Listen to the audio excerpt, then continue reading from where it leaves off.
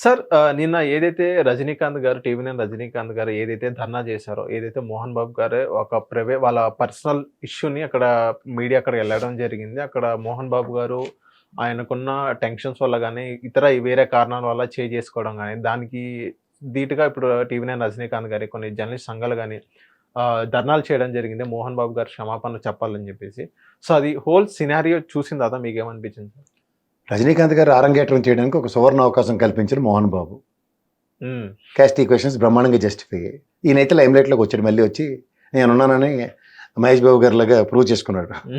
Okay. రెండోది నేనున్నానంటే నాగార్జునలండి. హ్మ్. ఆళ్ళలాగే prove చేసుకున్నాడు. రెండోది మీరు ఒకటి గమనిస్తే ఒక జర్నలిస్ట్ మిత్రుడికి, ఆ కెమెరామ్యాన్‌కి పుచ్చు పగిలేలా కొట్టిన మోహన్ బాబు యొక్క వ్యక్తిగతానికి ఈరోజు దాకా ఇచ్చిన అవార్డులన్నీ వెనక్కి తీసుకోండి.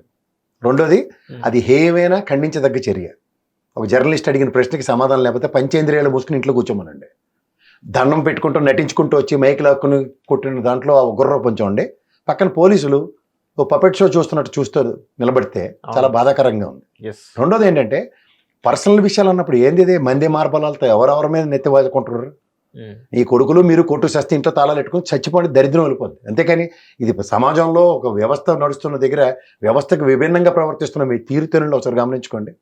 ఇదే ప్రెస్లో మా నాన్న పైన ఉన్నారు హాస్పిటల్లో మీరు వెళ్తారా, ఆ విష్ణు నిన్న ప్రెస్ మీట్ చూస్తే నిజంగా సిర్రెత్తుకొచ్చింది. ఏంద్ర మీ అహంకారాలు ఏం చూసుకుని మెట్టమెట్లాడిపోతున్నారు. ఈ రోజుకి కూడా మీరు పారాసైట్స్లే. స్వయం ప్రతిపత్తి ఉన్న వాళ్ళు మీరు కాదు. మీ నాన్నగారు సంపాదించిన దాని మీద ఇంకా పడి ఏడిసి పడి తినుకుంటూ పడి సినిమాలు తీసుకుంటూ ఇక్కడ జూబ్లీస్ ఉన్న ఆయన తీసుకెళ్ళి ఎక్కడో దండకారణ్యంలో కూర్చోబెట్టారు తీసుకెళ్ళి పెద్ద ఆయన్ని. మీ వల్ల మనశ్శాంతి లేకుండా సమాజం మీద చూపిస్తున్నాడు మోహన్ బాబు గారు. అంతకన్నా ఇంకేం లేదు. ఎవరికి ఉపయోగం? ఆ అమ్మాయిని పెళ్లి చేసుకున్న దగ్గర నుంచి రెండో అమ్మాయి పెళ్లి చేసుకున్నాడు మంచి మనోజ్. అక్కడి నుంచి దైద్రం మొదలైంది, కొట్టు చేస్తున్నారు. క్యాస్ట్ పరంగా విపరీతమైన భావజాలాలు, క్యాస్ట్ భావజాలాలు ఉన్న వాళ్ళకి వేరేదే యాక్సెప్టబిలిటీ లేవు. లేనప్పుడు వచ్చే ఫ్రిక్షన్స్కి అడ్రస్ చేసుకోగలగాలి. లవ్ మ్యారేజ్లు చేసుకుంటే ఇంట్లో ఎలా ఉంటుందో అదే ఉంది వాళ్ళ కుటుంబంలో కూడా. పెద్ద ఏడు తేడా ఏంటి? దాన్ని బయటకు తీసుకొచ్చి మా అందరికి నెత్తివై కొడుతుంటే ఎట్లా కొద్ది? అవును సార్. అక్కడ ఫస్ట్ థింగ్ జర్నలిస్ట్ని కొట్టడం తప్పు. బహిరంగంగా క్షమాపణ చెప్తూ ఈ నిన్న వ్యవస్థ కొంచెం గట్టిగా వాళ్ళ మీద ఫుడ్ ఆన్ చేయాలండి. సినిమా వాళ్ళ మీద వీళ్ళు ఓవర్ యాక్షన్లకు ఎక్కడెక్కడ కత్తిరేస్తూ ఉండాలి. They lives in a falls illusion. ఏంటంటే క్యారవాన్లో ఉంటారు, సినిమాల్లో ఇంట్లో ఏమో ఏసీ గదుల నుంచి బయటికి రారు. వీళ్ళకి సమాజం మీద పూర్తి అవగాహన ఉన్నట్టు ఆ డైరెక్టర్ ఇచ్చిన ఆ పిచ్చిన మాటలన్నీ మాట్లాడుకుంటూ వీళ్ళు పెద్ద తోపు తురుముకాలను అనుకుని ప్రజల మీదకి వస్తారు. ఇక్కడ మీరు ఒకటి గమనిస్తే తండ్రికి పిల్లల మీద ఫ్రస్ట్రేషన్. ఎందుకంటే దమ్మిడికి పనికిరాని పిల్లలు గుదిబండల్లో ఈ రోజుకి కూడా ఆయన ఎత్తికే ఉన్నారు. ఆయన సంపాదించిన దాంట్లో కల్లో గంజి తాగేది మూసుకుని కూర్చోడం మనిషి వీళ్ళకి పౌరుషాలు ఒకటి. మళ్ళీ ఫస్ట్ ఆఫ్ ఆల్ ఆ అబ్బాయికి దెబ్బ తగిలిన దానికి రాంబాబు గారు అతని పేరు ఆ జర్నలిస్ట్కి ఫస్ట్ బహిరంగ క్షమాపణ చెప్తూ ఆ ఫ్యామిలీని మేము ఆదుకుంటామనో 3 ఫ్రాక్చర్లు పడ్డాయి, ఆ డాక్టర్ గారికి సాయం మేము అందిస్తాం, ఆల్రెడీ టీవీ నైన్ మేనేజ్మెంట్ సూరజ్బాబు వాతావరణంలో వాళ్ళకి ఎక్స్టెండ్ చేస్తుంది, మేము కూడా మా వంతు సాయం మేము చేస్తాం అన్నది చెప్పడం బాధ్యత. ఆ ఫ్యామిలీతో మీరు మా ఇంటికి వచ్చారా, అలా ఎప్పుడేమో దాసనారాయణ గారు చుట్టాలైనందుకు, దాసనారాయణ గారు ఇంట్లో పెరిగినందుకు అలాంటి డైలాగులు చెప్పుకుంటే ఏందే తమాషాలు? నోరే తిరగదు. ఫస్ట్ ఆఫ్ ఆల్ తెలుగు భాష రాదు.